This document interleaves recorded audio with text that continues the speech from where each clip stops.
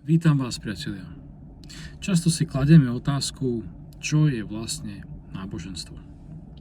Väčšina z nás si pod tým predstaví knihy, staré chrámy, rituály alebo súbor morálnych pravidiel.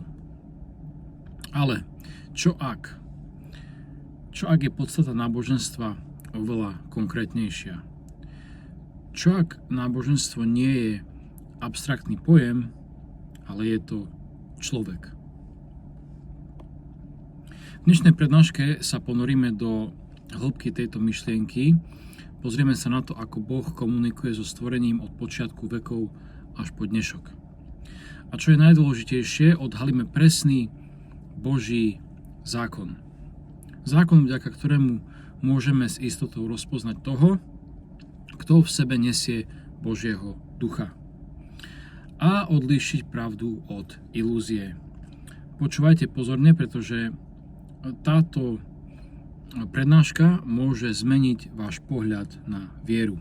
Ako sme už povedali, náboženstvo je človek. Jeho podstatou je nájsť tohto človeka a nasledovať ho. Čiže to je podstatou náboženstva. Nájsť toho človeka a nasledovať ho. Už v Biblii čítame, že Boh kráčal v záhrade Edenu po boku Adama a Evy. Korán uvádza, že Boh vdýchol do Adama zo svojho ducha a následne prikázal anielom, aby sa pred ním poklonili. Tento príbeh nám odhaľuje kľúčovú pravdu. Existuje duch, ktorý je časťou Boha zoslanou do stvorenia. Tento Boží duch sa nenarodil, neumiera a zostáva vo stvorení na veky. Je to Boh v stvorení.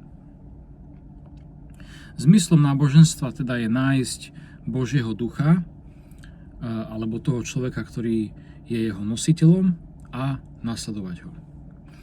Tento duch vstúpil do Adama, ktorý bol pre neho len závojom. Po Adamovom odchode prešiel do jeho nástupcu a takto pokračuje ďalej skrze líniu nástupcov. Boží duch má mnoho mien a mnoho závojov.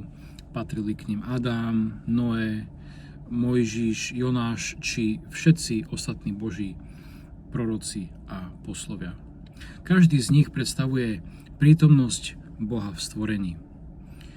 Cieľom je teda rozpoznať muža, ktorý je aktuálnym závojom tohto ducha, a preukázať mu poslušnosť a oddanosť. Možno sa pýtate, ako tohto muža rozpoznať. Existuje nespočetné množstvo ciest a dverí, ktorými možno nájsť Boha. Niektorí ľudia rozpoznajú, že Boh je s daným človekom na základe jeho úspechu a činov.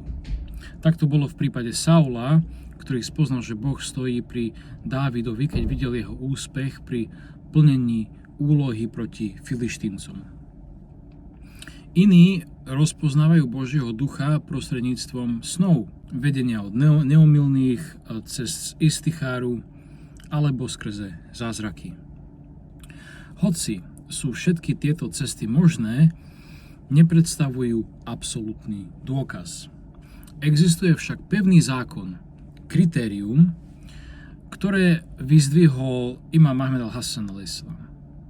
Tento zákon má 3 časti a musí ho spĺňať každý, kto v sebe nesie Božieho ducha. Prvým bodom zákona je, že tento človek musí byť ustanovený Bohom. Iba Boh má právomoc menovať kráľa, autoritu či vládcu na zemi. Ľudia si nemôžu voliť Božieho zástupcu sami. Vidíme to v písme, keď Izraeliti chceli kráľa, museli požiadať proroka Samuela, aby im ho ustanovil Boh. Nemohli si ho zvoliť prostredníctvom volieb.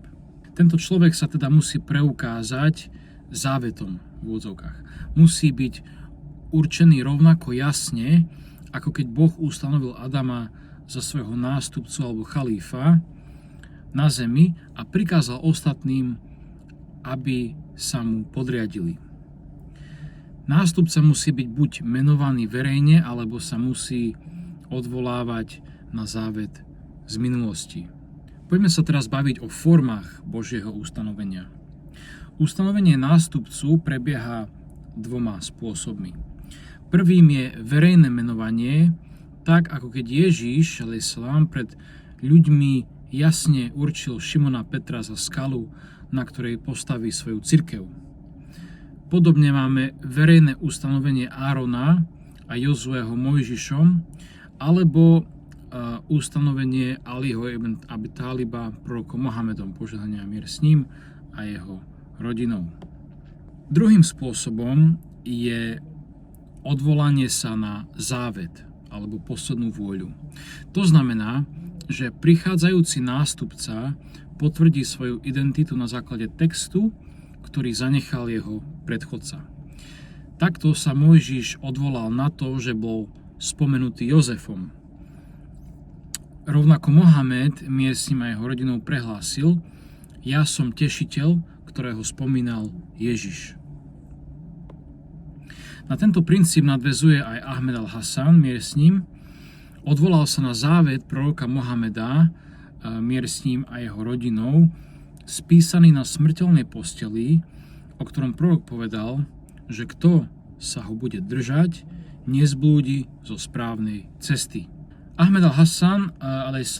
potvrdil: Ja som ten Ahmed v tomto závete.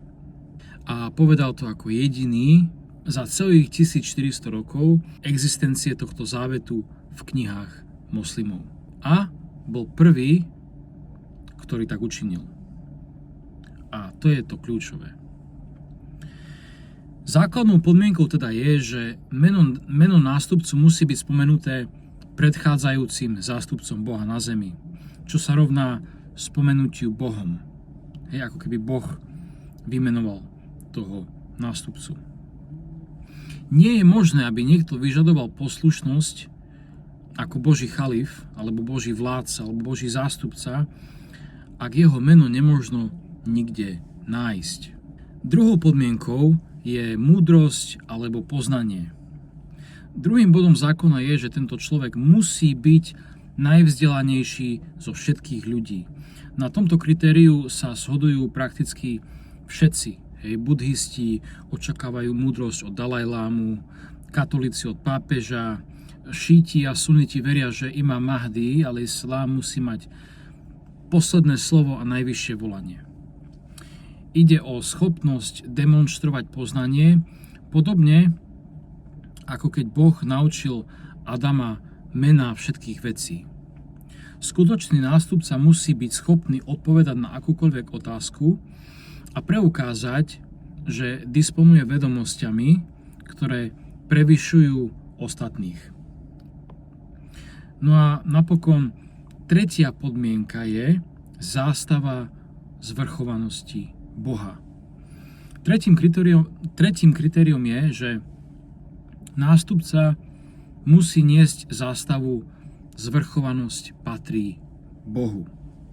To znamená, že Boží dôkaz, Boží zástupca, Boh v stvorení, nemôže prísť k ľuďom s cieľom budovať demokraciu, socializmus, komunizmus či akékoľvek iné zriadenie.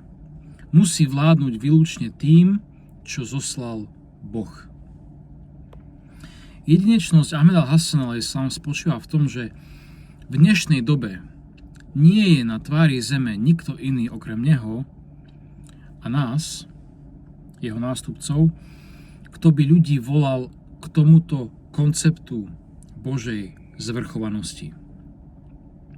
Hlásame, že nikto, žiadny prezident ani premiér nemôže byť právoplatným vodcom, pokiaľ ho neustanovil Boh. Práve kombinácia týchto troch častí zákona, čiže ustanovenie, poznanie a zvrchovanosť Boha, je spôsobom, akým bezpečne spoznáte Božieho zástupcu na zemi, respektíve Boží dôkaz. Vidíme teda, že Cesta k Bohu nie je o hádaní, ani o nasledovaní väčšiny. Boh nás nenechal v temnote bez mapy. Dal nám jasný zákon 3 častí, ktorým sa preukazuje každý jeho skutočný a právoplatný zástupca na zemi. Musí byť ustanovený Bohom skrze závet, musí disponovať Božou múdrosťou, ktorá prevyšuje ostatných, a musí niesť zástavu, ktorá hlása, že zvrchovanosť a vláda patria jedine Bohu a nie ľuďom. Čiže nie ľudia majú právo určovať si vládcov, voliť si vlastných lídrov, ale jedine a výlučne Boh. Dnes sme si ukázali, že tieto podmienky nie sú len historickou teóriou, ale sú kľúčom k rozpoznaniu pravdy v našej dobe. Je na každom z nás, aby tento kľúč použil. Otvoril ním dvere a našiel toho, kto je dnes nositeľom Božieho ducha na zemi. Ďakujem vám za pozornosť a nech vás prevádza Boží mier a požehnanie.